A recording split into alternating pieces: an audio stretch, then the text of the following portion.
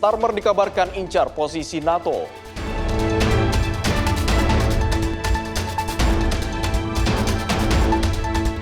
Pelepasan kepulangan jemaah haji kloter terakhir ke Indonesia.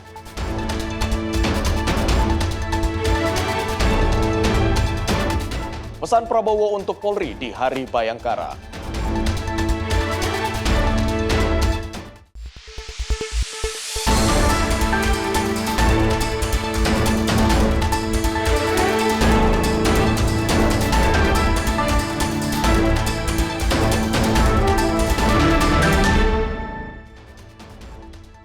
Halo pemirsa, menutup hari Anda, senang sekali program Ruang Redaksi kembali hadir menyapa Anda. Kali ini bersama saya, Abi Azwar Sahi. Berbagai informasi yang terjadi sepanjang hari ini akan kami rangkum untuk Anda, baik dari tanah air dan luar negeri. Dan berikut kita awali Ruang Redaksi selengkapnya.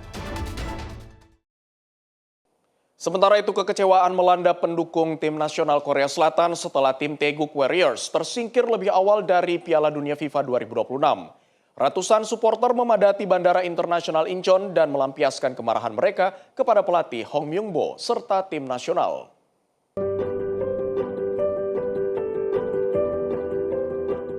Ratusan pendukung berkumpul di Bandara Internasional Incheon saat rombongan timnas Korea Selatan tiba di ajang Piala Dunia 2026. Mereka meneriakan yel-yel protes dan membawa spanduk berisi kritik terhadap pelatih Hong Myung-bo dan juga Federasi Sepak Bola Korea. Petugas kepolisian terpaksa memasang pembatas di sepanjang jalur menuju bus tim untuk mengantisipasi membludaknya massa. Suasana tegang terlihat saat para pemain dan ofisial melintasi kerumunan yang terus menyuarakan ketidakpuasan mereka. Hong Myung-bo tiba bersama dengan 9 pemain timnas hanya beberapa jam setelah mengumumkan pengunduran diri dan mengambil tanggung jawab atas kegagalan tim. Korea Selatan hanya mengumpulkan 3 poin di fase grup setelah meraih 1 kemenangan dan menelan 2 kekalahan beruntun. Timnas hanya menempati peringkat ke-10 dari 12 tim peringkat ketiga, sehingga tidak berhasil mengamankan tiket ke babak 32 besar. Kegagalan di Piala Dunia 2026 menjadi salah satu hasil terburuk Korea Selatan dalam beberapa tahun terakhir dan juga memicu tuntutan perubahan besar di tubuh sepak bola nasional negara tersebut. Tim redaksi Simpo TV melaporkan.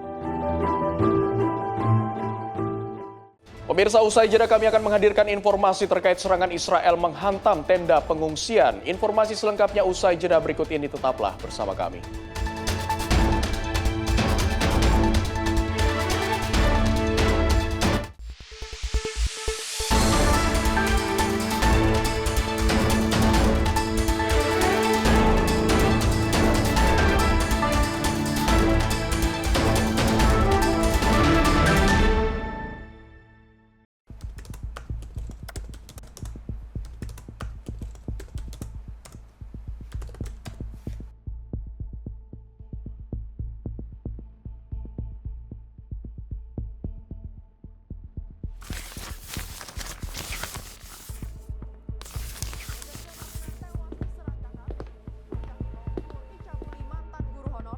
Viral maling bobol rumah di siang hari. Polisi bongkar peredaran narkoba jaringan internasional. Dugaan pembunuhan mayat dalam drum belum terungkap. Lagi, lansia tewas dengan penuh luka bacok. Mengaku tidak dinafkahi suami, seorang ibu bunuh anak kandung. Satreskrim Polres Goa mengepung rumah terduga pelaku pencurian di Desa Bontoala, Kecamatan Palangga. Sally, saat akan standby. diamankan. 3, 2, 1. Di balik setiap peristiwa selalu ada fakta yang tersembunyi. Saksikan catatan kriminal setiap Senin hingga Jumat hanya di Simpo TV.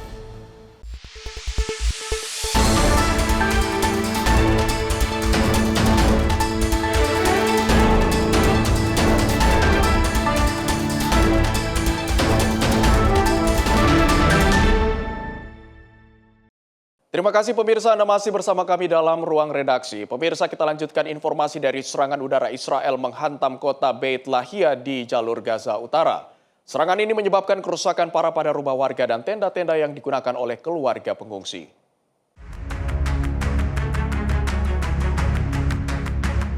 Rekaman video menunjukkan bangunan yang hancur, tenda pengungsi yang rusak, serta kawah besar di lokasi kejadian. Warga terlihat berusaha menyelamatkan dan mencari barang-barang mereka di tengah timbunan puing. Salah satu warga pengungsi mengatakan mereka menerima perintah evakuasi pada malam hari dan hanya memiliki waktu singkat untuk meninggalkan lokasi. Menurut keterangan warga, serangan terjadi beberapa menit setelah evakuasi dilakukan. فجأة اتصل المخابرات علينا وقالوا لنا خلي المنطقة. فيش 10 دقائق يا دوب طلعنا ما طلعناش بشيء. كل أغراضنا هي زي اندفنت في الأرض. طلعنا وبعد 10 دقائق ضربوا ضرب جامد، ضرب يعني زلزال عملت له.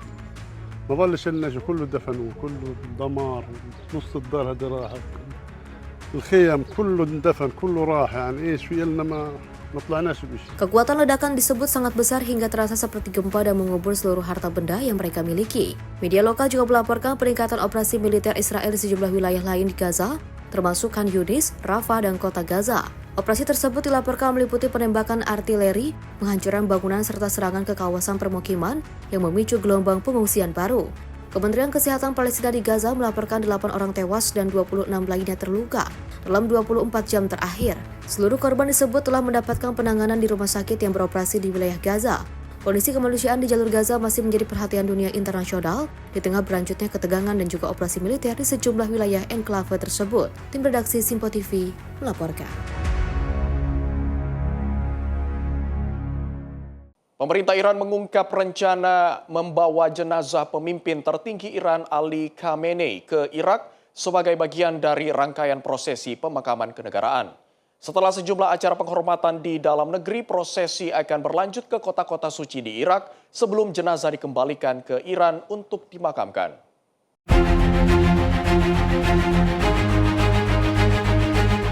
Wakil Menteri Dalam Negeri Iran sekaligus Sekretaris Panitia Pemakaman Nasional Ali Akbar Porjasidian menyatakan pemindahan jenazah dijadwalkan pada 8 Juli 2026. Sesampainya di Irak akan digelar penyambutan resmi yang melibatkan pejabat pemerintah, tokoh agama, serta perwakilan negara terkait. Setelah itu prosesi akan dilanjutkan menuju Karbala dan Najaf, dua kota yang memiliki makna besar bagi komunitas Muslim Syiah. Di Najaf berdiri makam Imam Ali, sementara Karbala menjadi lokasi makam Imam Hussein yang menjadi pusat syiarah keagamaan dunia Syiah. Otoritas Iran menyebut prosesi pemakaman akan didahului acara penghormatan dan pelepasan di Teheran serta Qom. Pemakaman akhir dijadwalkan berlangsung di Kompleks Makam Imam Reza di kota Mashhad pada 9 Juli 2026.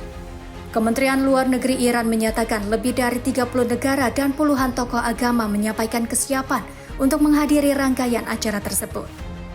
Rangkaian ini menjadi bagian prosesi resmi yang diselenggarakan Iran, menyusul meninggalnya Khamenei di tengah konflik yang melibatkan Iran, Israel, dan Amerika Serikat.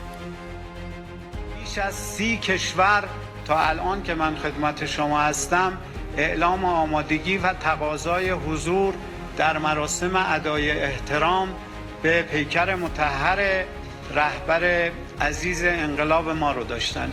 همچنین جمع قابل توجهی از سران ادیان، بزرگان ادیان، علما و دانشمندان جهان اسلام و غیر اسلام از ادیان مختلف تقاضای حضور در این مراسم رو داشتن که آخرین خبری که من از کمیته برگزاری امور بین الملل ستاد داشتم بیش از 90 کشور سران ادیان و مذاهب و دانشمندان اون اعلام آمادگی کردن که حضور پیدا بکنن. Tim redaksi Simpo TV melaporkan. Pemirsa, Dewan Keamanan Perserikatan Bangsa-Bangsa atau PBB menggelar sidang khusus untuk membahas situasi terkini di Timur Tengah. Sejumlah negara menyampaikan kekhawatiran terhadap rencana Israel memperluas permukiman di tepi barat yang dinilai dapat menghambat proses perdamaian Israel-Palestina.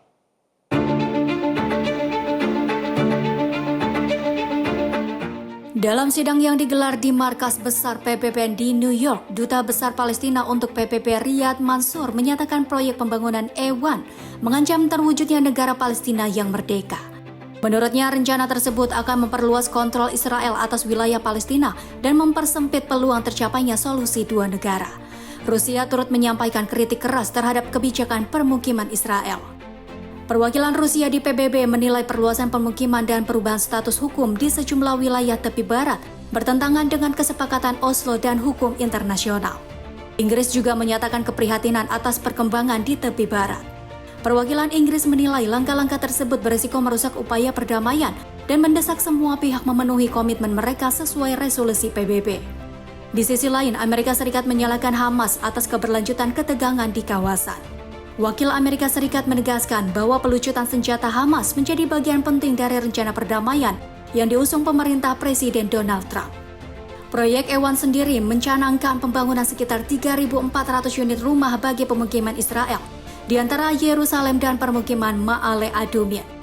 Para pengkritik menilai proyek ini dapat memisahkan sebagian besar tepi barat dari Yerusalem Timur dan memperkecil peluang terbentuknya negara Palestina di masa depan. Perdebatan di Dewan Keamanan PBB kembali menegaskan perbedaan pandangan antar negara terkait konflik Israel-Palestina di tengah keberlanjutan upaya diplomatik untuk mencapai perdamaian jangka panjang di kawasan Timur Tengah. Tim redaksi Sinpo TV melaporkan. Sekretaris Jenderal NATO Mark Rutte bertemu dengan Perdana Menteri Inggris Keir Starmer di Downing Street, London. Pertemuan ini menjadi sorotan di tengah spekulasi bahwa Starmer berminat menjadi penerus Rutte di NATO pada masa mendatang.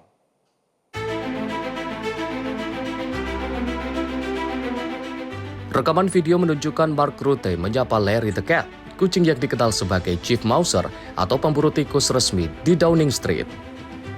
Larry telah menjadi penghuni tetap kediaman resmi Perdana Menteri Inggris dan menyaksikan pergantian 6 Perdana Menteri selama bertugas. Setelah momen tersebut, Rutte melanjutkan pertemuan dengan Keir Starmer di Downing Street. Pertemuan ini menarik perhatian publik di tengah beredarnya spekulasi mengenai masa depan politik Starmer setelah mengumumkan pengunduran diri pekan lalu. Saat keduanya bertemu, sejumlah wartawan terdengar melontarkan pertanyaan terkait kemungkinan Starmer mengincar posisi Sekretaris Jenderal NATO di masa depan. Media Inggris melaporkan nama Starmer mulai dikaitkan dengan suksesi kepemimpinan NATO pada tahun 2028. Hal itu muncul setelah Starmer mengumumkan pengunduran diri pekan lalu, namun tetap menjabat hingga partai berhasil menentukan penggantinya. Di tengah spekulasi tersebut, kebijakan pertahanan Inggris juga menjadi perhatian. Sejumlah pihak menilai posisi Starmer di NATO dapat mempengaruhi arah hubungan aliansi dengan Amerika Serikat. Presiden Amerika Serikat Donald Trump sebelumnya mengkritik Inggris terkait kontribusi pertahanan dan dukungan terhadap kebijakan luar negeri Washington. Trump juga menyoroti kebijakan energi dan imigrasi pemerintah Inggris di bawah kepemimpinan Starmer. Situasi politik di London semakin menarik setelah Menteri Pertahanan Inggris John Healey memilih mundur dari jabatannya dalam beberapa pekan terakhir. Healey disebut mengkritik pemerintah karena dinilai belum memberikan anggaran pertahanan yang memadai bagi keamanan negara. Tim redaksi Sinpo TV melaporkan. Pemirsa, ratusan kendaraan angkutan barang mengantre di perbatasan Romania dan Bulgaria setelah pembatasan lalu lintas diberlakukan bagi truk berat akibat gelombang panas ekstrim. Kebijakan yang diterapkan untuk melindungi permukaan jalan dari kerusakan akibat suhu tinggi tersebut memicu gangguan distribusi dan menyebabkan para supir harus menunggu berjam-jam di tengah cuaca terik. Rekaman yang diambil pada Selasa 30 Juni 2026 menunjukkan barisan panjang truk di area penampungan sementara di kota Ruse, Bulgaria, dan Giurgiu, Romania. Petugas kepolisian terlihat menghentikan kendaraan berat agar tidak melintas pada jam-jam dengan suhu tertinggi. Sejumlah sopir menyebut pembatasan ini menyulitkan jadwal pengiriman karena mereka harus memenuhi waktu muat dan bongkar yang telah ditetapkan. Kondisi menjadi lebih berat karena mesin tidak bisa terus dinyalakan untuk menjaga pendingin udara di dalam kabin. Seorang sopir menyatakan, lalu lintas barang praktis terhenti karena pembatasan berlangsung hingga malam hari di kedua negara. Para pengemudi juga mengaku kesulitan menjaga kondisi tubuh di tengah panas menyengat. Romania dan Bulgaria memang secara berkala memberlakukan pembatasan operasional bagi kendaraan berat saat gelombang panas terjadi. Langkah ini dilakukan untuk mencegah kerusakan aspal dan infrastruktur jalan akibat beban berat dan suhu ekstrim. Gangguan ini terjadi saat Eropa Tenggara tengah dilanda gelombang panas intens, dengan suhu di sejumlah wilayah Romania dan Bulgaria mendekati atau melampaui 40 derajat Celcius. Tim redaksi Sinpo TV melaporkan. Ribuan pengunjuk rasa menggelar aksi di King Williamstown, Afrika Selatan dengan menuntut penutupan toko-toko milik warga negara asing. Aksi tersebut mencerminkan meningkatnya ketegangan terkait isu imigrasi dan lapangan pekerjaan di negara tersebut. Rekaman video memperlihatkan massa berbaris sambil membawa bendera Afrika Selatan dan meneriakkan berbagai slogan. Mereka mendatangi sejumlah pertokoan milik warga asing dan meminta agar usaha tersebut ditutup sementara. Penyelenggara aksi menegaskan demonstrasi dilakukan secara damai. Namun mereka tetap bersikeras agar toko-toko milik warga negara asing ditutup dan meminta aparat membantu menegakkan aturan imigrasi. We're so fortunate today that our march is gonna be joined by the SAPS that are here to make it a point that there are no such violent acts that are gonna be part of this program. We're not gonna hurt anyone. We're not gonna shut down any shop, but all the foreign national folks want them closed. We have no compromise around that. Di sisi lain, sejumlah penyewa toko mengaku ikut terdampak aksi tersebut meski mereka merupakan warga Afrika Selatan. Mereka menilai penutupan toko mengancam pendapatan dan menambah beban di tengah tingginya angka pengangguran. Presiden Cyril Ramaphosa sebelumnya mengecam berbagai aksi yang menargetkan warga asing. Pemerintah menegaskan penanganan kejahatan harus dilakukan melalui penegakan hukum dan bukan dengan tindakan main hakim sendiri. Tim redaksi Simpo TV melaporkan.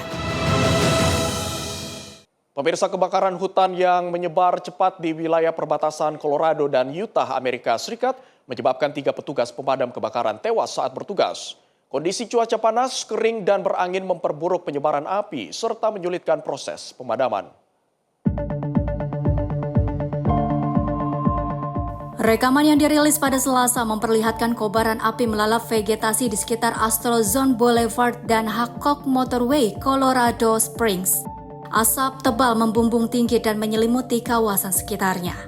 Sekitar 110 km di sebelah selatan, kepulan asap besar terlihat menyelimuti lembah Beulah dan mengubah warna langit menjadi oranye pekat akibat kebakaran yang terus meluas. 3 petugas pemadam kebakaran dilaporkan gugur saat menangani kebakaran Knowles dan Gore di Colorado bagian barat. 2 petugas lainnya mengalami luka-luka setelah terpaksa menggunakan tempat perlindungan darurat karena api membesar dengan sangat cepat. Kebakaran Knowles dan Gore kemudian menyatu dengan titik api lainnya yang membentuk kebakaran Snyder. Hingga kini api telah menghanguskan puluhan ribu hektar lahan. Tim pemadam kebakaran dari tingkat lokal, negara bagian, dan federal terus berupaya menjinakkan api dengan mengerahkan personel darat, helikopter, dan pesawat tanker air. Namun angin kencang dan kelembapan udara yang rendah membuat arah pergerakan api sulit diprediksi. Gubernur Colorado Jared Polis telah menetapkan status darurat bencana untuk kebakaran Snyder Mesa. Langkah ini memungkinkan pengerahan sumber daya tambahan, termasuk Garda Nasional Colorado untuk membantu operasi pemadaman dan mendukung warga yang terdampak. Hingga kini perintah evakuasi masih diberlakukan di sejumlah wilayah Colorado bagian barat, seiring upaya petugas mengendalikan kebakaran yang belum sepenuhnya teratasi. Tim redaksi Simpo TV melaporkan. Pemirsa, 2 astronot NASA melakukan aktivitas di luar Stasiun Luar Angkasa Internasional atau Spacewalk untuk mengganti sambungan pergelangan tangan Canadarm2 yang mengalami kerusakan. Perbaikan ini dilakukan agar lengan robot tersebut dapat kembali mendukung berbagai operasi penting di ISS. Rekaman video menunjukkan astronot NASA Chris Williams dan Jessica Meir menjalani pemeriksaan akhir pada pakaian antariksa mereka oleh astronot Badan Antariksa Eropa Sophie Adenot dan astronot NASA Jack Hadway sebelum memasuki ruang kedap udara Gues. Setelah itu, Williams dan Meir keluar dari stasiun untuk melakukan perbaikan di ruang hampa udara. Seluruh proses dipantau secara langsung oleh tim pusat pengendalian misi NASA di bumi. Perbaikan difokuskan pada sambungan pergelangan tangan Canadarm2 yang mengalami gangguan sejak 27 Mei. Saat itu, lengan robot menarik arus motor yang tinggi dan tidak dapat bergerak sesuai perintah. Setelah melakukan evaluasi, NASA dan Badan Antariksa Kanada memutuskan komponen tersebut harus diganti menggunakan suku cadang yang sudah tersedia di stasiun luar angkasa. Canadarm2 yang memiliki panjang 17,6 meter telah menjadi bagian penting dari operasi ISS sejak dipasang pada tahun 2001. Lengan robot ini berperan dalam perakitan stasiun, menangkap pesawat ruang angkasa kargo, mendukung spacewalk, serta memindahkan peralatan berukuran besar. Keunggulan Canadarm2 dibandingkan pendahulunya adalah kemampuannya untuk berjalan di sepanjang bagian luas stasiun dengan berpindah dari satu titik penjepit ke titik lainnya. Hal ini memungkinkan lengan robot menjangkau hampir seluruh bagian stasiun luar angkasa internasional. NASA menyatakan perbaikan seperti ini memang sudah diperhitungkan dalam desain Canadarm2. Komponen-komponen pentingnya memang dibuat agar dapat diganti selama masa operasional jangka panjang di orbit. Tim redaksi Sinpo TV melaporkan.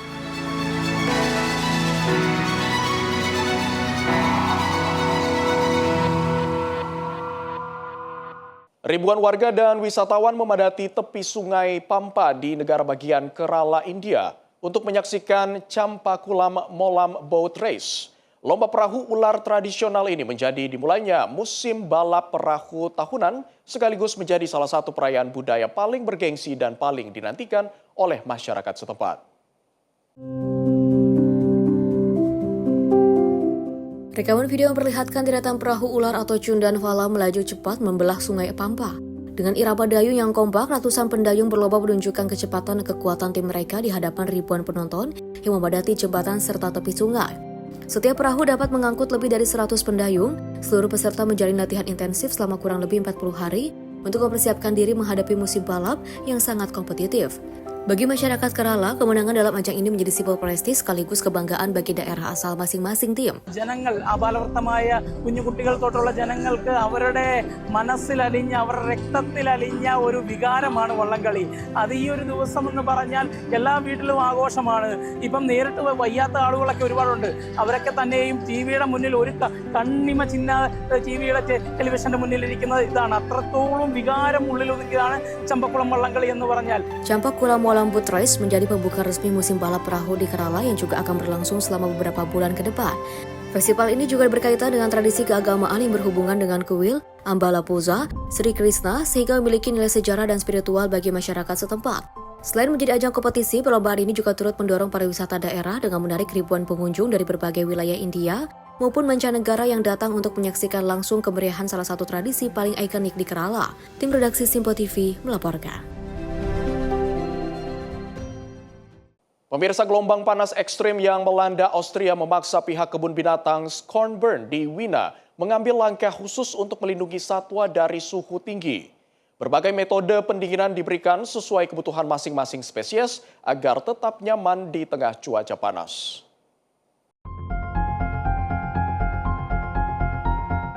Rekaman yang diambil pada Selasa memperlihatkan para penjaga menyemprotkan air ke tubuh gajah untuk menurunkan suhu tubuhnya. Sementara itu beruang kutub diberikan ikan yang dibekukan di dalam balok es agar tetap dingin sekaligus menjadi sarana pengayaan lingkungan. Di kandang orangutan, para penjaga menggunakan semprotan kabut air halus serta meningkatkan kelembapan udara untuk menciptakan kondisi yang lebih menyerupai habitat alaminya. The animals are also not used to this kind of weather here in Vienna. They are kind of adapted to our climate, even those animals who are specialized to very cold temperatures or very high temperatures.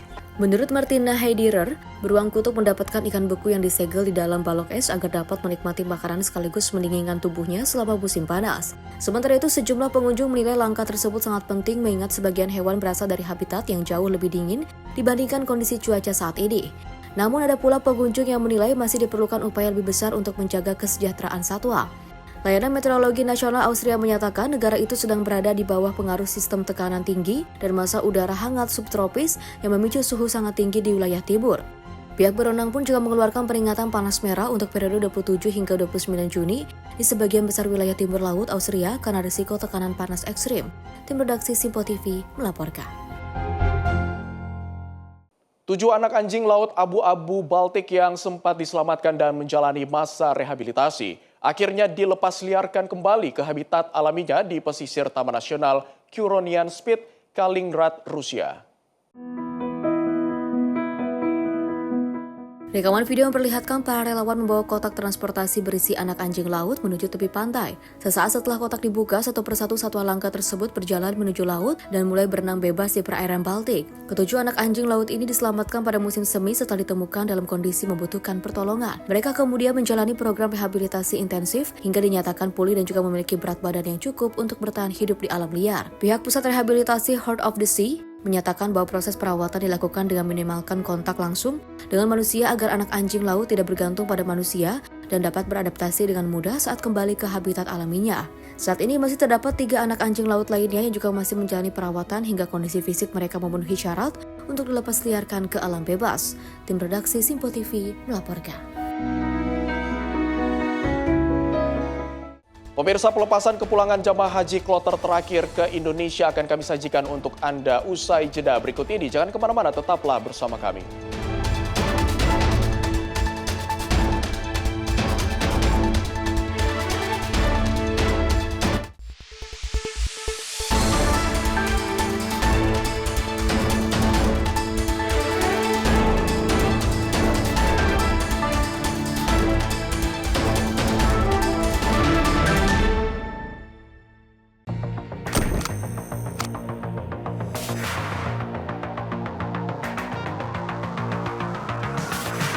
Setiap hari, beragam peristiwa tersaji tak pernah lepas dari sorotan kami.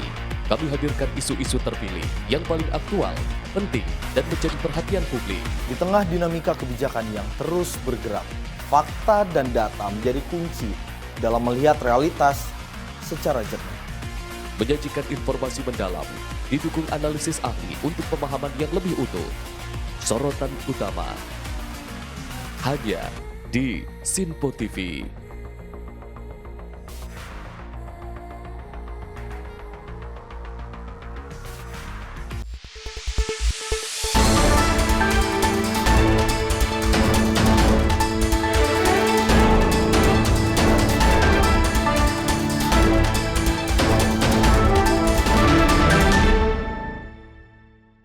Terima kasih pemirsa, Anda masih bersama kami dalam ruang redaksi. Kita lanjutkan informasi dari operasional pemulangan jemaah haji Indonesia tahun 1447 Hijriah resmi berakhir. Kepulangan kloter terakhir dari Madinah menuju tanah air menandai tuntasnya seluruh proses pemulangan ratusan ribu jemaah haji Indonesia dari Tanah Suci.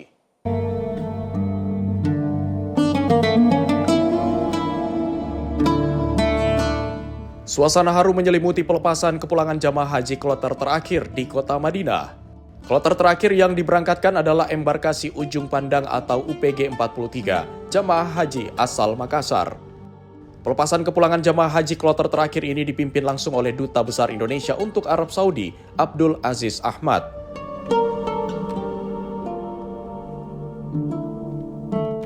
Mudah-mudahan semua yang kita laksanakan, yang kita lakukan itu menjadi amal ibadah bagi kita semua, ya, dan mudah-mudahan dengan keikhlasan kita semua ini juga bisa menjadi pertanda lebih membaiknya proses-proses pelayanan kepada jamaah haji Indonesia di masa-masa yang akan datang.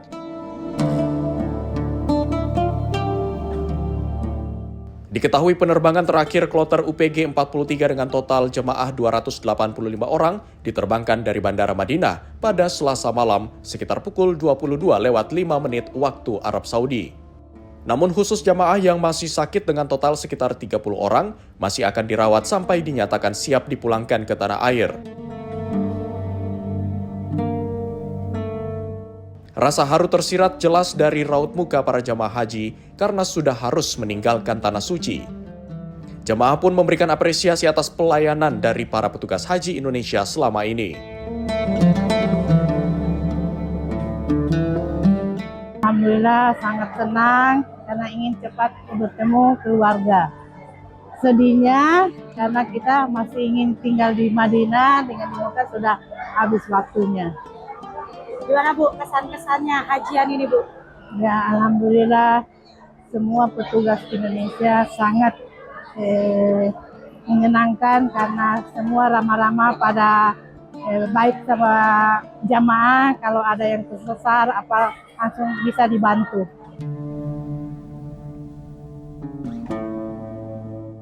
Kepulangan ini menjadi penutup seluruh rangkaian operasional pemulangan jamaah haji Indonesia dari Arab Saudi pada musim haji tahun ini.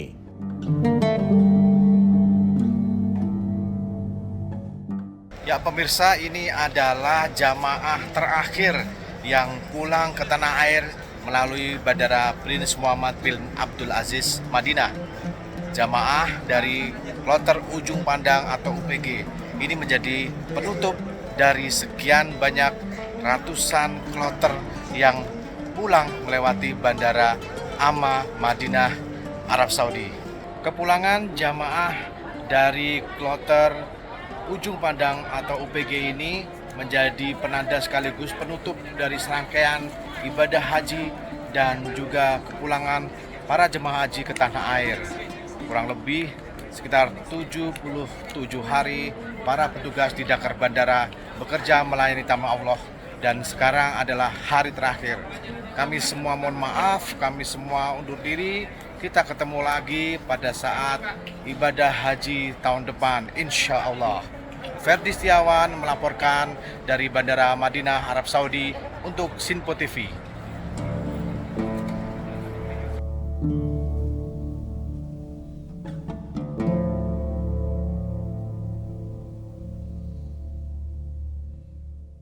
Dua karyawan minimarket menjadi korban aksi perampokan yang disertai tindakan kekerasan. Diduga pelaku melukai salah seorang karyawan menggunakan senjata tajam yang dibawanya. Rekaman video yang beredar di media sosial memperlihatkan aksi perampokan yang terjadi di dalam minimarket. Saat kejadian, dua karyawan tengah berada di lokasi dan diduga menjadi korban ancaman pelaku yang membawa senjata tajam. Berdasarkan informasi yang beredar, kedua karyawan tidak sempat melakukan perlawanan kepada pelaku.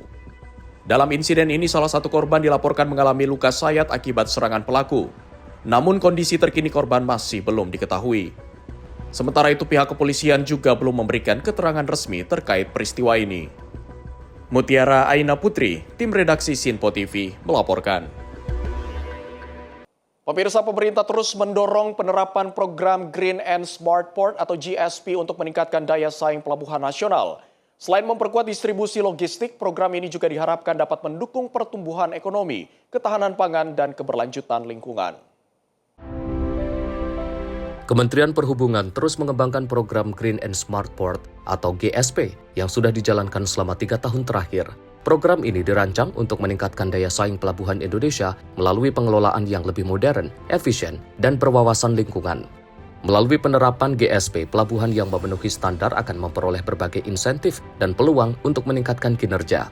Peningkatan daya saing tersebut diharapkan dapat mendorong pertumbuhan ekonomi nasional, mengingat pelabuhan memiliki peran strategis sebagai pusat distribusi pangan dan berbagai komoditas lainnya. Jadi dengan adanya GSP ini, inisiatif yang memang sudah 3 tahun kita laksanakan, kita ingin meningkatkan daya saing pelabuhan kita. Yang pertama itu, jadi daya saing. Inilah opportunity ataupun insentif yang akan diperoleh oleh pelaku usaha pelabuhan yang mengikuti GSP sertifikat ini. Dengan ada naiknya daya saing, tentu secara ekonomi, pertumbuhan ekonomi kita akan meningkat. Karena pelabuhan adalah simpul, adalah satu hub bagi distribusi baik pangan maupun produk-produk lainnya.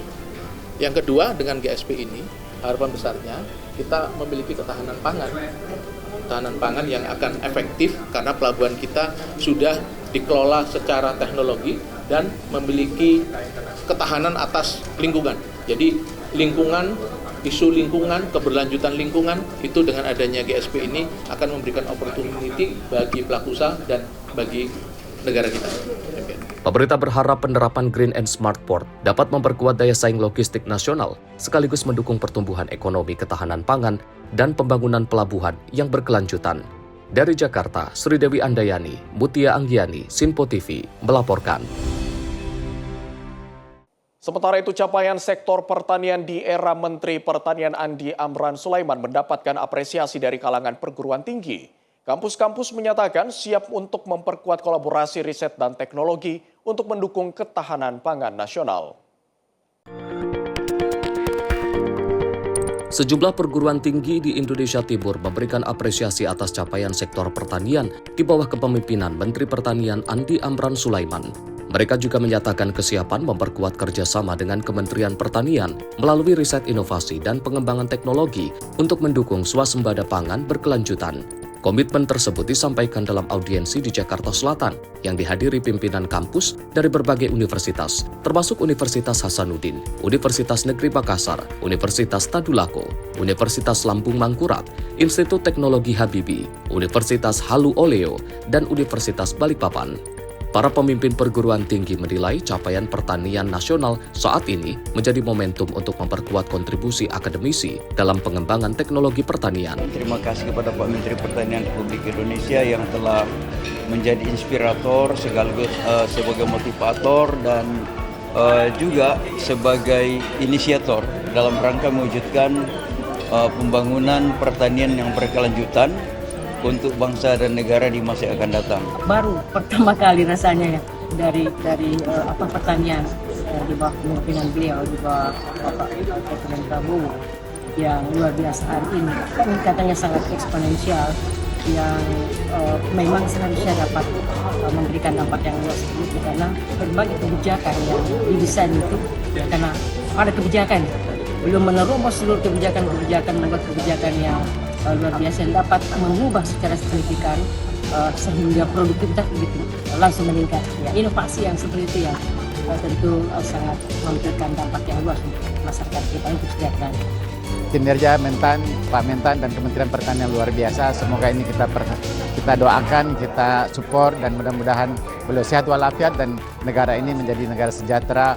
Dari pertemuan ini kita harapkan juga munculnya beberapa peneliti dan kerjasama yang bisa dibangun secara bersama untuk memperkuat sistem tridharma perguruan tinggi yang ada dan juga luar biasanya Pak Menteri itu memberikan supporting kepada kita bukan hanya dalam bentuk kerjasama tapi juga langsung sampai di pendanaan pelaksanaan penelitian yang terkait dengan pengembangan swasembada pangan. Mereka menegaskan sinergi antara pemerintah dan kampus penting untuk mempercepat lahirnya inovasi di sektor pertanian. Sejumlah capaian seperti peningkatan produksi beras, penguatan cadangan pangan nasional, dan proyek produksi yang terus meningkat dinilai menunjukkan tren positif dalam memperkuat ketahanan pangan Indonesia. Tim redaksi Sinpo TV melaporkan. Pemerintah menegaskan kepercayaan investor global terhadap Indonesia tetap terjaga di tengah dinamika ekonomi dan geopolitik dunia. Hal tersebut tercermin dari terus meningkatnya realisasi penanaman modal asing atau PMA yang menunjukkan minat investor jangka panjang terhadap perekonomian Indonesia. Juru bicara Kementerian Investasi dan Hilirisasi BKPM, Dendi Apriyadi menjelaskan bahwa penanaman modal asing atau foreign direct investment berbeda dengan aliran modal di pasar keuangan yang lebih mudah dipengaruhi sentimen jangka pendek. Menurutnya, investasi langsung merupakan keputusan bisnis jangka panjang yang didasarkan pada fundamental ekonomi, prospek pasar, kepastian regulasi, dan keberlanjutan usaha. Data Kementerian Investasi dan Hilirisasi BKPM menunjukkan realisasi penanaman modal asing pada triwulan pertama tahun 2026 mencapai 250 triliun rupiah. Angka tersebut menyumbang 50,1% dari total realisasi investasi nasional yang mencapai 498,8 triliun rupiah. Capaian ini melanjutkan tren peningkatan penanaman modal asing dalam 5 tahun terakhir dari 147,2 triliun rupiah pada triwulan pertama tahun 2022 menjadi 250 triliun rupiah pada tahun ini. 5 negara dengan realisasi investasi terbesar di Indonesia pada triwulan pertama tahun 2026, yakni Singapura, Hong Kong, Tiongkok, Amerika Serikat, dan Jepang. Selain mendorong pertumbuhan ekonomi, realisasi investasi pada periode tersebut juga berhasil menyerap lebih dari 706.000 tenaga kerja Indonesia. Pemerintah menegaskan akan terus menjaga iklim investasi melalui penyederhanaan perizinan, peningkatan kepastian berusaha, serta penguatan kebijakan hilirisasi agar Indonesia tetap menjadi tujuan investasi yang kompetitif di tingkat global. Tim redaksi Sinpo TV melaporkan. Kita beralih ke informasi lain, pemirsa. Polda Lampung menangkap 212 tersangka dalam pengungkapan 140 kasus kejahatan jalanan selama periode 1 hingga 30 Juni 2026. Dari ratusan kasus yang terungkap, polisi juga menyita 2.800 barang bukti termasuk kendaraan bermotor, senjata api rakitan, senjata tajam, dan 2.000 butir amunisi.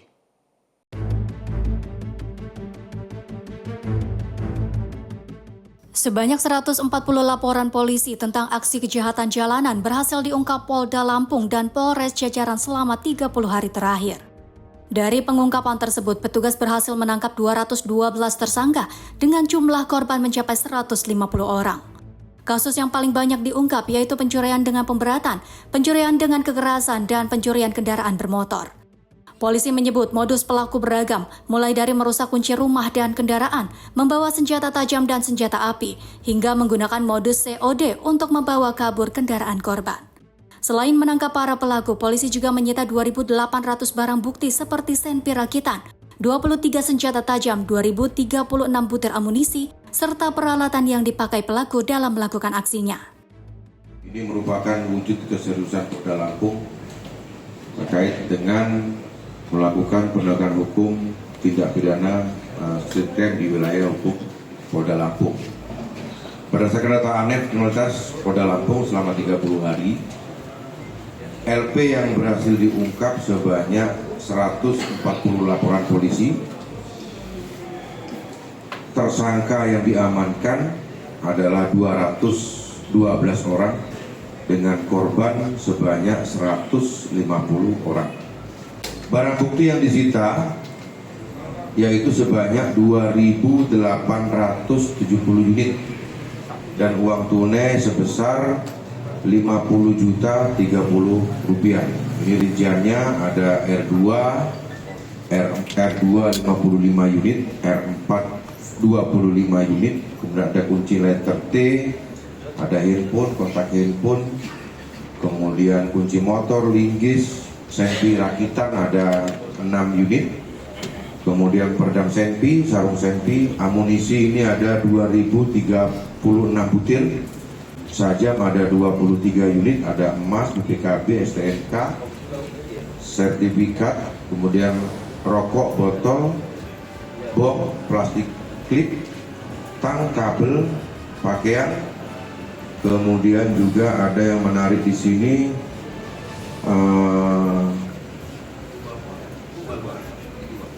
ATM, mesin bor, tangga, stemper, genset, dan lain sebagainya. Polda Lampung menegaskan akan terus meningkatkan patroli dan menindak tegas terhadap pelaku kejahatan jalanan guna menekan angka kriminalitas dan menjaga keamanan masyarakat. Dari Bandar Lampung, jurnalis Sinpo TV melaporkan. Satuan Polisi Pamong Praja Kota Administrasi Jakarta Pusat menggelar kegiatan sapu bersih ranjau paku di kawasan Jalan Salemba Raya. Kegiatan ini dilakukan untuk meningkatkan keselamatan pengguna jalan. Personel Satpol PP bersama unsur terkait menyisir sejumlah titik di Jalan Salemba Raya untuk mengangkat paku, baut, kawat, dan berbagai benda logam tajam yang berpotensi membahayakan pengendara. Kegiatan ini dilakukan sebagai upaya mencegah kecelakaan, sekaligus menjaga keamanan dan kenyamanan masyarakat saat berlalu lintas. Satpol PP menegaskan sapu bersih ranjau paku merupakan bagian dari komitmen dalam memberikan pelayanan publik, serta menciptakan ruang jalan yang lebih aman dan tertib. Masyarakat juga dihimbau untuk ikut menjaga kebersihan jalan dan segera melaporkan apabila menemukan benda atau aktivitas yang dapat membahayakan pengguna jalan. Tim redaksi Sinpo TV melaporkan. Pemirsa, pemerintah menyatakan kegiatan ekspor rajungan dari kawasan transmigrasi memberikan dampak langsung bagi peningkatan perekonomian masyarakat. Melalui kemitraan dengan off-taker, hasil tangkap nelayan dinilai memiliki harga jual yang lebih tinggi dibandingkan dengan penjualan secara tradisional. Wakil Menteri Transmigrasi Viva Yoga Mauladi menjelaskan skema kemitraan dengan off-taker memberikan keuntungan bagi masyarakat transmigrasi, khususnya nelayan rajungan. Melalui pendekatan industri dan pemanfaatan teknologi, rajungan dapat dikelola dengan standar yang lebih baik, sehingga memiliki nilai tambah dan harga beli yang lebih tinggi. Kondisi ini tentunya bisa mendorong peningkatan pendapatan masyarakat, sekaligus memperkuat kesejahteraan warga di kawasan transmigrasi. Ya, dampaknya secara lokal akan terasa karena dari pihak off-taker itu membeli rajungan dengan harga yang relatif lebih mahal daripada mereka misalnya menjual dengan hasil manual, kemudian secara tradisional penanganannya, sehingga itu sangat berbeda harganya apabila dikembangkan melalui pendekatan industri dan teknologi, sehingga memberikan harga yang lebih mahal bagi para petani atau nelayan rajungan, sehingga mereka mendapatkan tambahan pendapatan. Mereka merasa lebih baik untuk itu. Pemerintah berharap pola kemitraan antara transmigran dan dunia usaha terus diperluas agar produk unggulan daerah memiliki daya saing tinggi dan mampu meningkatkan kesejahteraan masyarakat secara berkelanjutan. Dari Gresik, Jawa Timur, Sri Dewi Andayani Ahmad Amin, Sinpo TV melaporkan. Pemirsa, seorang balita tewas terpelosok ke dalam proyek Taman Tuyul Manggarai, Tebet, Jakarta Selatan. Petugas damkar mengevakuasi korban dari dalam lubang galian sedalam 2 meter dengan diameter 40 cm.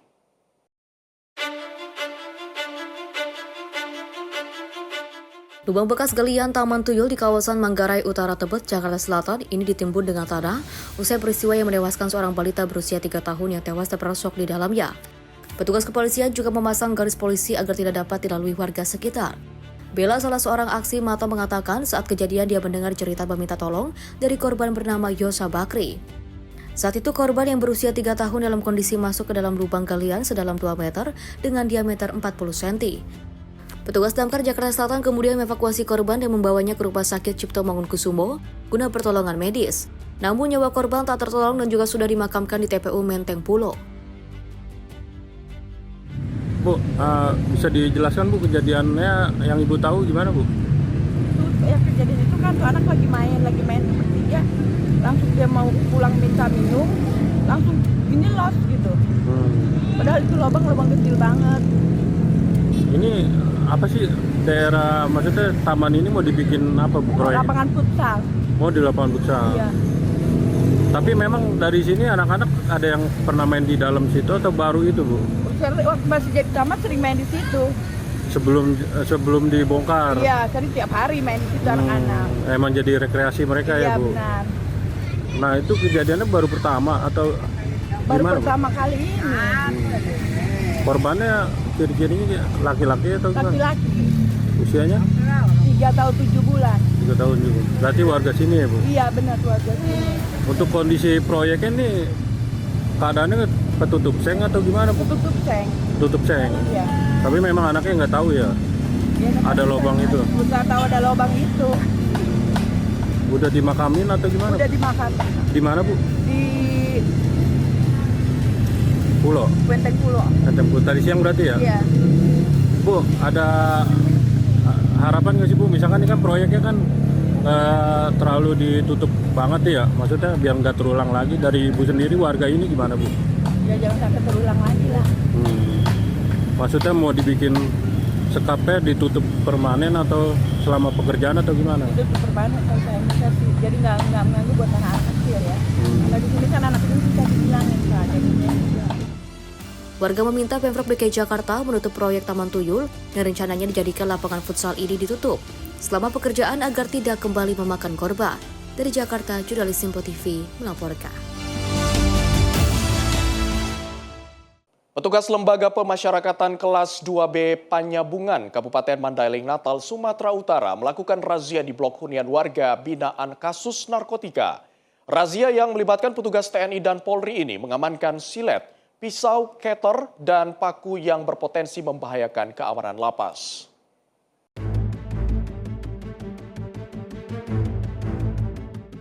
Beginilah suasana Lembaga Pemasyarakatan Kelas 2B Penyabungan, Kabupaten Mandailing, Natal, Sumatera Utara saat puluhan petugas lapas dibantu personil TNI dan Polri untuk menggelar razia di blok hunian warga binaan kasus narkotika pada Selasa 30 Juni 2026 malam. Razia ini dilakukan guna mencegah peredaran narkotika serta masuknya berbagai barang terlarang yang dapat mengganggu keamanan dan ketertiban di dalam lapas. Sebelum penggeledahan, petugas terlebih dahulu memberikan arahan kepada warga binaan agar tetap tenang dan juga kooperatif selama proses pemeriksaan berlangsung. Dalam penggeledahan setiap kamar hunian, petugas tidak menemukan narkotika maupun alat komunikasi ilegal. Namun petugas berhasil menyita silet, pisau, cutter, paku, serta barang-barang lainnya yang berpotensi digunakan untuk tindakan yang membahayakan. Seluruh barang hasil razia langsung didata dan juga diamankan untuk dimusnahkan sesuai dengan ketentuan yang berlaku. Kepala lapas menegaskan razia akan terus dilaksanakan secara berkala dan insidental guna mencegah masuknya barang terlarang. Razia insidental bersama para gabungan antara Polri dengan TNI dan juga awak media, sendok, pisau, kemudian juga mancis, kartu dan juga tali pinggang. Untuk HP itu tidak ada dan narkoba juga tidak ada.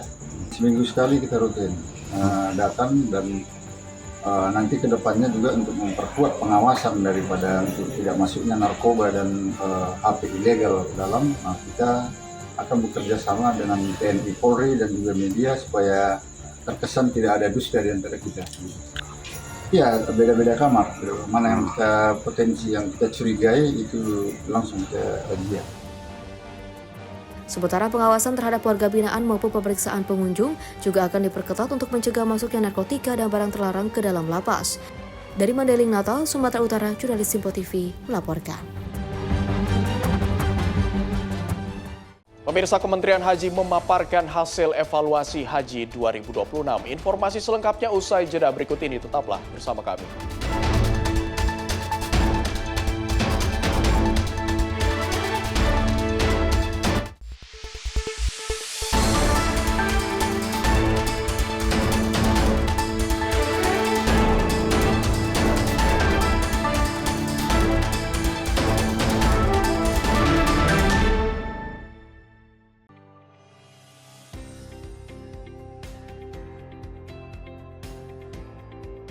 Beragam informasi terbaru hadir menemani Anda sebelum memulai hari. Waktu terbaik dengan rangkaian topik terpilih, dikemas dengan ulasan yang mendalam.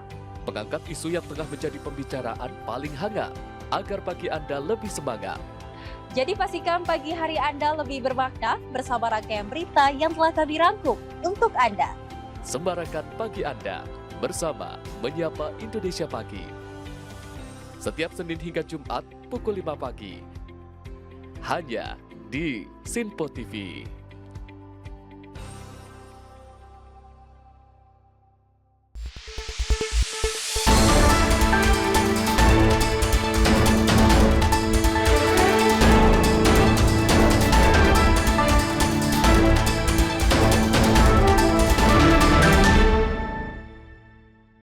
Terima kasih pemirsa, Anda masih bersama kami dalam Ruang Redaksi. Pemirsa, Kementerian Haji menggelar siaran pers operasional penyelenggaraan ibadah haji tahun 1447 Hijriah. Dalam hal ini, Kemenhaj mendapatkan temuan bahwa para jamaah haji memberikan respon positif dan apresiasi kepada para petugas haji yang melayani jamaah dengan sangat profesional. Kementerian Haji menggelar siaran pers operasional penyelenggaraan ibadah haji tahun 1447 Hijriah pada Rabu 1 Juli 2026. Menteri Haji dan Umroh Gus Irfan menyampaikan, Kementerian Haji turut mendoakan jamaah haji yang wafat saat melaksanakan ibadah haji. Dalam hal ini, Gus Irfan menegaskan pihak keluarga dapat mengklaim asuransi jiwa yang akan langsung dibantu prosesnya oleh Kementerian Haji. Selain itu, Gus Irfan menyampaikan nilai pertanggungan biaya penyelenggaraan ibadah haji yang dikreditkan oleh perusahaan masing-masing dapat diklaim oleh keluarga jemaah. Kementerian Haji memaparkan penurunan biaya haji tahun ini sebesar 2 juta rupiah. Meskipun terdapat penurunan biaya haji, Kemenhaj memastikan pada pelaksanaan ibadah haji tanpa mengurangi kualitas pelayanan. Ternyata respon dari jamaah luar biasa. Mereka sangat mengapresiasi kinerja para petugas haji kita di sana. Di luar negeri, penyelenggaraan haji diselesaikan lebih awal, semuanya lebih awal. Sehingga visa pun keluar pertengahan Ramadan. Kita menggunakan 2 layanan syarikat dan semua syarikat itu kita wajibkan membuka kantor di Jakarta untuk komunikasi lebih gampang dalam pelayanannya.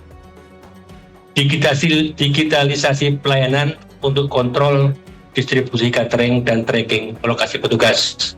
Jadi kita selalu pantau cateringnya yang untuk hotel ini sampai jam sekian belum datang lagi ada di mana posisinya. Kita mencari petugas si A sedang di mana posisinya selalu bisa kita pantau. Hal ini tentunya terbukti dari para jamaah haji yang mengaku pelayanan haji tahun ini justru lebih baik dibandingkan dengan tahun-tahun sebelumnya. Selain itu, para jamaah haji memberikan respons positif dan apresiasi kepada para petugas haji yang melayani jemaah dengan sangat profesional dan baik. Selain itu, Menteri Haji dan Umroh mengucapkan terima kasih kepada Presiden Prabowo yang telah membentuk Kementerian Haji sehingga Kemenhaj dapat bekerja dengan fokus. Di waktu yang sama, Gus Irfan mengucapkan terima kasih kepada pimpinan DPR dan tim UAS serta Komisi 8 yang selalu berkomunikasi dalam pelaksanaan haji. Tim redaksi Simpo TV melaporkan.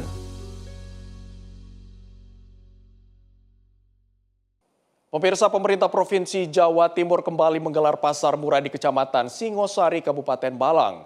Program ini menjadi salah satu upaya menjaga stabilitas harga pangan sekaligus memperkuat daya beli masyarakat.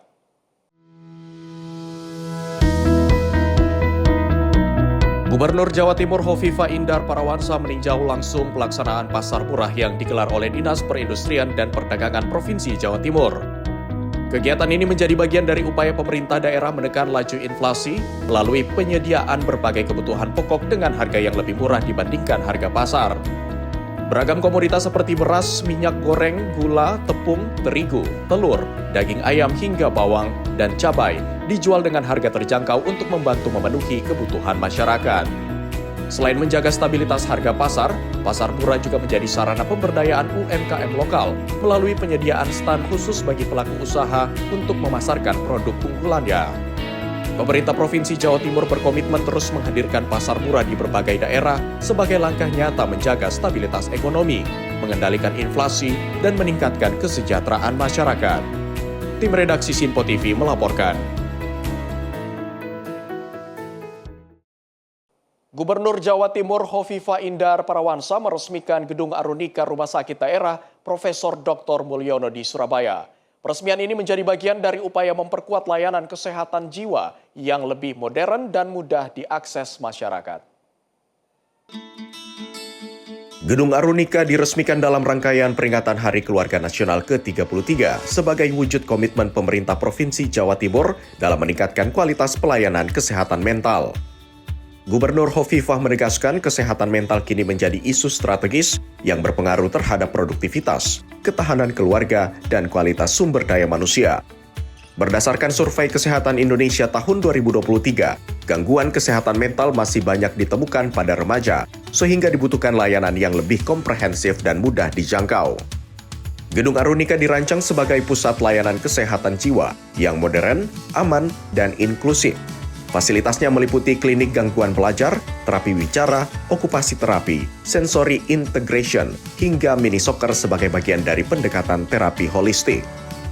Pemerintah Provinsi Jawa Timur berharap kehadiran Gedung Arunika dapat meningkatkan akses layanan kesehatan jiwa yang berkualitas, sekaligus mengurangi stigma dan diskriminasi terhadap orang dengan gangguan kesehatan mental.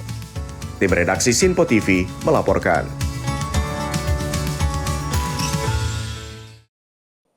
Kementerian Perdagangan dan Kementerian Perindustrian terus memperkuat ekosistem industri halal nasional.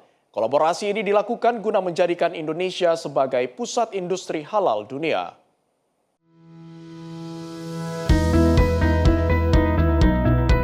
Wakil Menteri Perdagangan Diah Roro Esti bersama Wakil Menteri Perindustrian Faisal Riza melakukan pertemuan untuk membahas penguatan industri halal dalam negeri. Sinergi strategis lintas kementerian ini direalisasikan melalui beberapa langkah dan program prioritas, yaitu mengawal dan memastikan kebijakan wajib sertifikasi halal agar industri dalam negeri khususnya UMKM dapat mematuhi regulasi yang berlaku.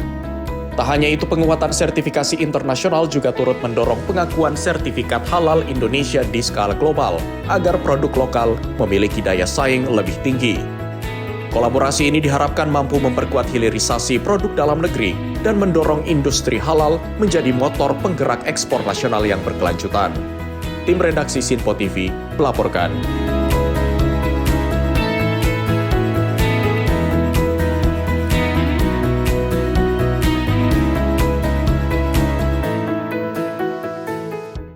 Pemirsa, Wakil Ketua Komisi 2 DPR Batra Banong merespon mengenai putusan Mahkamah Konstitusi yang menegaskan mekanisme pemilihan kepala daerah tetap dilaksanakan secara langsung oleh rakyat. Batra mengatakan pihaknya menghormati putusan Mahkamah Konstitusi yang bersifat final dan mengikat. Jadi konsen kami terutama di Komisi 2 yang ditugasi oleh pimpinan DPR adalah bagaimana pembahasan RUU Pemilu ini. Jadi kami belum membahas soal RUU Pilkada, namun tentu kami menghargai menghormati apa yang diputuskan oleh Mahkamah Konstitusi. Mahkamah Konstitusi menegaskan bahwa pemilihan kepala daerah atau pilkada tetap dilaksanakan secara langsung oleh masyarakat. Putusan tersebut dibacakan dalam sidang pengucapan putusan perkara pada Senin lalu. Wakil Ketua Komisi 2 DPR, Batra Banong menyebut pihaknya menghormati keputusan Mahkamah Konstitusi yang dinilai final dan mengikat. Namun Bachtra mengatakan Komisi 2 DPR saat ini belum membahas revisi Undang-Undang Pemilihan Kepala Daerah. Pembahasan yang dilakukan kini ialah berfokus pada rancangan Undang-Undang Pemilu dikarenakan menjadi prioritas dalam program legislasi. Yang pertama kami ini ingin menegaskan bahwa tentu kami menghormati, menghargai apa yang diputuskan oleh Mahkamah Konstitusi, tetapi fokus kami saat ini kan di DPR yang masuk prolegnas di tahun 2026 ini adalah pembahasan RUU Pemilu. Jadi terkait dengan pembahasan RUU Pilkada, kami belum sampai kepada tahap sana. Jadi konsen kami terutama di Komisi 2 yang ditugasi oleh pimpinan DPR adalah bagaimana pembahasan RUU Pemilu ini. Jadi kami belum membahas soal RUU Pilkada, namun tentu kami menghargai menghormati apa yang diputuskan oleh Mahkamah Konstitusi. Dari Jakarta, Farizal Ahmad Amin, Sinpo TV melaporkan. Pemerintah meluncurkan program nasional screening tuberkulosis atau TB dan cek kesehatan gratis bagi warga binaan pemasyarakatan di seluruh Indonesia. Peluncuran dipusatkan di Lapas Kelas 2A Ngaseman, Nusa Kambangan, Cilacap sebagai bagian dari program prioritas pemerintah. Program yang diselenggarakan Kementerian Kesehatan bersama Kementerian Imigrasi dan Pemasyarakatan ini menyasar lebih dari 320.000 peserta yang terdiri dari warga binaan dan petugas di ratusan lapas dan rutan di seluruh Indonesia. Pemerintah menegaskan setiap warga binaan memiliki hak yang sama untuk memperoleh layanan kesehatan. Melalui program ini, pemeriksaan kesehatan dilakukan secara menyeluruh untuk mendeteksi penyakit sejak dini dan meningkatkan kualitas hidup warga binaan. Salah satu fokus utama program adalah screening tuberkulosis atau TB, mengingat resiko penularan TB di lingkungan lapas lebih tinggi akibat kondisi hunian yang padat. Pemeriksaan dilakukan menggunakan foto ronsen dada serta pemeriksaan lanjutan bagi peserta yang menunjukkan gejala. Selain screening TB, warga binaan dan petugas juga mendapatkan layanan cek kesehatan gratis meliputi pemeriksaan tekanan darah, gula darah, kolesterol, hingga tes cepat HIV. Sebagai bagian dari upaya pencegahan dan deteksi dini penyakit menular maupun tidak menular. Dalam kesempatan tersebut, pemerintah juga meninjau fasilitas kesehatan di Nusa Kambangan serta menyerahkan bantuan alat kesehatan untuk memperkuat pelayanan medis di lingkungan pemasyarakatan. Pemerintah berharap program ini dapat meningkatkan akses layanan kesehatan bagi warga binaan, menekan angka penularan TB, serta mendukung target eliminasi TB nasional pada 2030 mendatang. Tim redaksi Sinpo TV melaporkan. Pemerintah Indonesia tengah berupaya mempercepat persiapan peluncuran program bantuan sosial berbasis digital sesuai arahan Presiden Prabowo Subianto. Ketua Komite Percepatan Transformasi Digital Pemerintah Luhut Binsar Panjaitan mengatakan uji coba berlangsung di 43 kabupaten kota dan ditargetkan rampung pada akhir Agustus sebagai dasar penerapan secara nasional mulai Oktober 2026. Ketua Komite Percepatan Transformasi Digital Pemerintah Luhut Binsar Panjaitan bersama Menteri Dalam Negeri Tito Karnavian mengawal kesiapan peluncuran program Bansos Digital sebagai tindak lanjut arahan Presiden. Pemerintah kini tengah menjalankan proyek percontohan di 43 kabupaten dan kota, yang mana hasil evaluasi dari uji coba tersebut akan menjadi dasar penentuan kesiapan penerapan sistem digitalisasi Bansos secara nasional. Dengan penyelesaian implementasi paling lambat pada akhir Agustus 2026. Melalui sistem ini, penyaluran bantuan diharapkan lebih tepat sasaran, efisien, transparan, dan akuntabel. Selain itu, pemerintah daerah juga diminta mempercepat registrasi masyarakat ke dalam portal perlindungan sosial atau Perlinsos dengan target 60 hingga 70% penduduk di daerah uji coba terdaftar. Presiden sudah memberikan juga arahan bahwa ini menjadi salah satu program yang penting sekali, kalau saya bilang super penting untuk negeri kita ini pada zaman pemerintahan Presiden Prabowo, di mana pemerintahan ini seperti yang bilang Pak Tito tadi berbasis digital, tapi lebih maju lagi disupport AI. Jadi tidak hanya digitalisasi, tapi disupport oleh AI. Nah, langkah yang pertama sudah jadi adalah 8 kementerian lembaga. Semua datanya sudah tersambung. Sekarang data itu sudah diproses oleh AI dan berjalan dengan baik. Sovereign data atau keamanan data juga menjadi penting. peran BSSN di sini untuk betul-betul mengamankan, karena ini akan menjadi center of gravity daripada bangsa ini. Dalam kesempatan yang sama, Menteri Dalam Negeri Tito Karnavian menyatakan pengalaman uji coba GovTech di Banyuwangi menunjukkan hasil positif. Oleh karena itu, model tersebut akan diperluas ke 43 daerah dan akan menjadi landasan penyusunan peta jalan GovTech Indonesia menuju implementasi secara nasional. Pemerintah juga menargetkan sistem bantuan sosial berbasis digital ini dapat diterapkan secara nasional mulai Oktober 2026 guna memastikan penyaluran bansos lebih cepat, tepat sasaran, dan transparan. Nah, salah satu leg yang satu langkah ya, yang dikerjakan adalah piloting untuk perlindungan sosial, dan itu sudah dilaksanakan, dikerjakan, dipimpin langsung oleh Ketua, yaitu Bapak Jenderal Luhut Panjaitan di Banyuwangi beberapa tahun lalu. Nah, kali ini kita melebar ke 43 kabupaten kota. Saya selaku Mendagri mendukung beliau untuk mengkoordinasikan teman-teman pemerintah daerah dan juga semua, saya kira, pimpinan lembaga yang ada yang terkait ikut rapat hari ini mendukung langkah-langkah percepatan yang dipimpin oleh beliau. Dari Jakarta, Sri Dewi Andayani, Azizul Hakim, Sinpo TV, melaporkan. Presiden Prabowo Subianto menyampaikan 6 pesan penting kepada Polri dalam peringatan Hari Bayangkara. Presiden menekankan agar Polri menjaga kepercayaan serta tidak menyusahkan rakyat.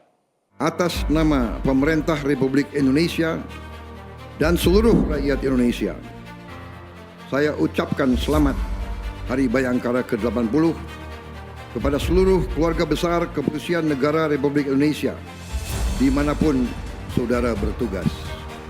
Presiden Prabowo Subianto menyampaikan 6 pesan penting kepada jajaran Polri dalam peringatan HUT ke-80 Bayangkara di Cikeas, Kabupaten Bogor, Jawa Barat.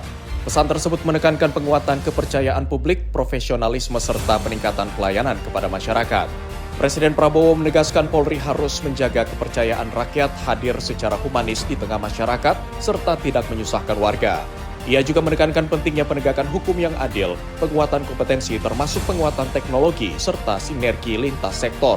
Selain itu, Presiden Prabowo mengingatkan agar Polri terus berbenah dengan sikap rendah hati dan terbuka terhadap kritik demi kemajuan institusi. Presiden menyampaikan apresiasi atas upaya pembenahan dan penguatan profesionalisme yang telah dilakukan jajaran kepolisian. Saya menyampaikan terima kasih kepada Kapolri beserta seluruh jajarannya yang terus melakukan pembenahan organisasi, meningkatkan profesionalisme, meningkatkan disiplin, memperkuat pelayanan publik, dan membangun sinergi dengan seluruh komponen bangsa. Jagalah kehormatan Kepolisian Republik Indonesia. Dan yang paling penting, jagalah bangsa dan rakyat Indonesia. Tim redaksi Sinpo TV melaporkan. Sementara itu, Presiden Republik Indonesia Prabowo Subianto menyatakan saat ini Indonesia tengah memasuki fase transformasi besar-besaran di berbagai sektor menuju negara yang modern, makmur, dan berkeadilan. Presiden Republik Indonesia Prabowo Subianto menyatakan saat ini Indonesia tengah memasuki fase transformasi besar-besaran di berbagai sektor menuju negara yang modern, makmur, dan berkeadilan. Ia menjelaskan transformasi yang dilakukan pemerintah mencakup berbagai bidang strategis, mulai dari ekonomi, birokrasi, pendidikan, pangan, hingga energi. Langkah tersebut dilakukan untuk memperkuat daya saing nasional sekaligus meningkatkan kesejahteraan masyarakat. Prabowo menegaskan tujuan utama transformasi ini adalah membangun Indonesia sebagai negara modern yang berlandaskan keadilan dan kedaulatan rakyat. Bangsa Indonesia sedang berada pada persimpangan sejarah. Kita sedang melakukan transformasi besar di tengah dunia yang penuh ketidakpastian, di tengah dunia penuh ketegangan dan konflik. Kita sedang melakukan transformasi ekonomi, transformasi birokrasi, transformasi pendidikan, transformasi pangan, transformasi energi. Transformasi kita adalah agar Indonesia menjadi negara yang modern, negara yang makmur dalam keadilan, negara yang berdiri di atas kedaulatan rakyat. Peran kepolisian sangat penting, sangat strategis, sangat menentukan. Sejarah peradaban manusia menunjukkan suatu peradaban yang berhasil memiliki kepolisian yang unggul, itulah peradaban yang langgeng, yang bertahan lama, yang berhasil.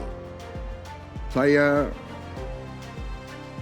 memberi penghargaan yang setinggi-tingginya kepada seluruh anggota Kepolisian Republik Indonesia yang siang dan malam menjaga keamanan dan ketertiban bangsa. Lebih lanjut, Prabowo pun menekankan pentingnya peran Polri dalam menjaga stabilitas nasional. Ia mengatakan keberhasilan pembangunan dan transformasi bangsa membutuhkan situasi yang tertib dan kondusif. Ia menambahkan sejarah menunjukkan bahwa peradaban yang mampu bertahan dan berkembang adalah peradaban yang memiliki institusi kepolisian yang kuat dan profesional.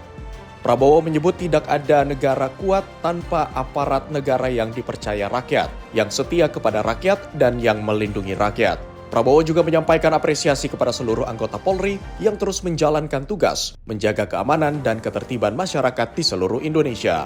Dari Bogor, Jawa Barat, Dio Malau, Sinpo TV melaporkan. Presiden Prabowo menegaskan perlindungan hukum harus diberikan kepada rakyat yang lemah. Presiden mengingatkan agar hukum tidak boleh disalahgunakan. Masyarakat yang mencari kebenaran dan keadilan harus dilayani. Hukum harus menjadi tempat berlindung bagi mereka yang lemah. Dalam peringatan HUT ke-80 Bayangkara di Satlat Brimob Polri, Kabupaten Bogor, Presiden Prabowo Subianto menegaskan pentingnya penegakan hukum yang adil serta perlindungan bagi masyarakat yang lemah. Presiden menekankan Indonesia sebagai negara hukum menuntut aparat untuk menjaga integritas agar hukum tidak tajam ke bawah dan tumpul ke atas. Kepala negara menyampaikan hukum harus menjadi tempat berlindung bagi rakyat kecil dan pencari keadilan. Secara tegas, Presiden Prabowo juga mengingatkan agar hukum tidak disalahgunakan untuk kepentingan pribadi maupun kelompok, serta menyoroti berbagai ancaman kejahatan seperti korupsi, narkotika, hingga kejahatan siber yang masih harus terus diberantas. Saya tekankan kembali, rakyat paling lemah harus mendapat perlindungan.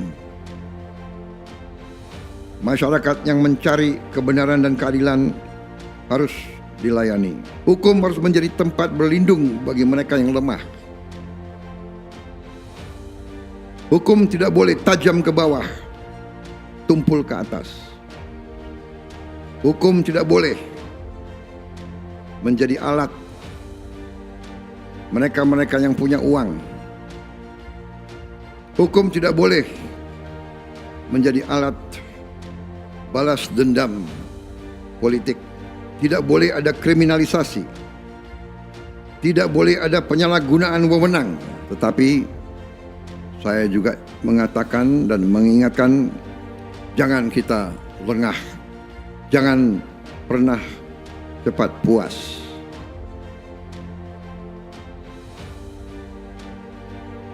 Tantangan masih besar.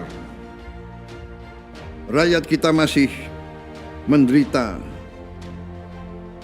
kemiskinan, dan kemiskinan ini adalah akibat langsung dari korupsi, dari penyelundupan, dan dari kegiatan-kegiatan ekonomi ilegal. Karena itu, tantangan saudara, tantangan kita semua masih besar dan masih banyak. Tim redaksi Sinpo TV melaporkan. Capaian sektor pertanian di era Menteri Pertanian Andi Amran Sulaiman mendapatkan apresiasi dari kalangan perguruan tinggi. Kampus-kampus menyatakan siap untuk memperkuat kolaborasi riset dan teknologi untuk mendukung ketahanan pangan nasional. Sejumlah perguruan tinggi di Indonesia Timur memberikan apresiasi atas capaian sektor pertanian di bawah kepemimpinan Menteri Pertanian Andi Amran Sulaiman. Mereka juga menyatakan kesiapan memperkuat kerjasama dengan Kementerian Pertanian melalui riset inovasi dan pengembangan teknologi untuk mendukung swasembada pangan berkelanjutan. Komitmen tersebut disampaikan dalam audiensi di Jakarta Selatan yang dihadiri pimpinan kampus dari berbagai universitas, termasuk Universitas Hasanuddin, Universitas Negeri Makassar, Universitas Tadulako, Universitas Lampung Mangkurat, Institut Teknologi Habibie, Universitas Halu Oleo, dan Universitas Balikpapan. Para pemimpin perguruan tinggi menilai capaian pertanian nasional saat ini menjadi momentum untuk memperkuat kontribusi akademisi dalam pengembangan teknologi pertanian. Terima kasih kepada Pak Menteri Pertanian Republik Indonesia yang telah menjadi inspirator sekaligus sebagai motivator dan juga sebagai inisiator dalam rangka mewujudkan pembangunan pertanian yang berkelanjutan untuk bangsa dan negara di masa yang akan datang. Baru pertama kali rasanya ya dari pertanian di bawah kepemimpinan beliau, di bawah Bapak Presiden Prabowo yang luar biasa hari ini. Kan katanya sangat eksponensial yang memang seharusnya dapat memberikan dampak yang luas itu karena berbagai kebijakan yang didesain itu karena ada kebijakan belum menerobos seluruh kebijakan membuat kebijakan yang luar biasa yang dapat mengubah secara signifikan sehingga produktivitas begitu langsung meningkat. Ya, inovasi yang seperti itu yang tentu sangat memberikan dampak yang luas untuk masyarakat kita untuk kesejahteraan. Kinerja Pak Mentan dan Kementerian Pertanian luar biasa. Semoga ini kita doakan, kita support dan mudah-mudahan beliau sehat walafiat dan negara ini menjadi negara sejahtera. Dari pertemuan ini kita harapkan juga munculnya beberapa peneliti dan kerjasama yang bisa dibangun secara bersama untuk memperkuat sistem tridharma perguruan tinggi yang ada dan juga luar biasanya Pak Menteri itu memberikan supporting kepada kita bukan hanya dalam bentuk kerjasama tapi juga langsung sampai di pendanaan pelaksanaan penelitian yang terkait dengan pengembangan swasembada pangan. Mereka menegaskan sinergi antara pemerintah dan kampus penting untuk mempercepat lahirnya inovasi di sektor pertanian. Sejumlah capaian seperti peningkatan produksi beras, penguatan cadangan pangan nasional, dan proyek produksi yang terus meningkat dinilai menunjukkan tren positif dalam memperkuat ketahanan pangan Indonesia. Tim redaksi Sinpo TV melaporkan. Pemirsa, Wakil Menteri Pariwisata Niluh Puspa melihat langsung budaya yang tetap hidup dan menjadi denyut pariwisata di Desa Wisata Pemo, Nusa Tenggara Timur. Wamenpar mengapresiasi masyarakat setempat yang terus semangat merawat dan menjaga budaya di Kabupaten Ende. Wakil Menteri Pariwisata Niluh Puspa melakukan kunjungan kerja ke Desa Wisata Pemo di Kecamatan Kelimutu, Kabupaten Ende, Nusa Tenggara Timur. Dalam kunjungan tersebut, ia meninjau langsung potensi pariwisata setempat, termasuk kegiatan wisata budaya dan produksi kerajinan tenun ikat tradisional. Desa Pemo sendiri merupakan salah satu penyangga utama destinasi prioritas Danau Kelimutu. Wamenpar mengapresiasi kebudayaan serta ketekunan masyarakat setempat, di mana proses pembuatan kain ikat tenun oleh mama-mama di desa tersebut dapat memakan waktu hingga 1 tahun. Di tengah keterbatasan dan akses yang masih menjadi tantangan, semangat masyarakat Desa Pemo untuk terus mengembangkan pariwisata tidak pernah surut. Menurut Wamenpar, masyarakat setempat turut menjaga tradisi, merawat identitas, serta membuka ruang bagi siapapun yang ingin mengenal kekayaan budaya Ende. Ia berharap semangat ini terus tumbuh dan menjadi inspirasi, sehingga pariwisata yang berkelanjutan selalu dimulai dari masyarakat yang mencintai dan menjaga warisannya. Tim redaksi Sinpo TV melaporkan.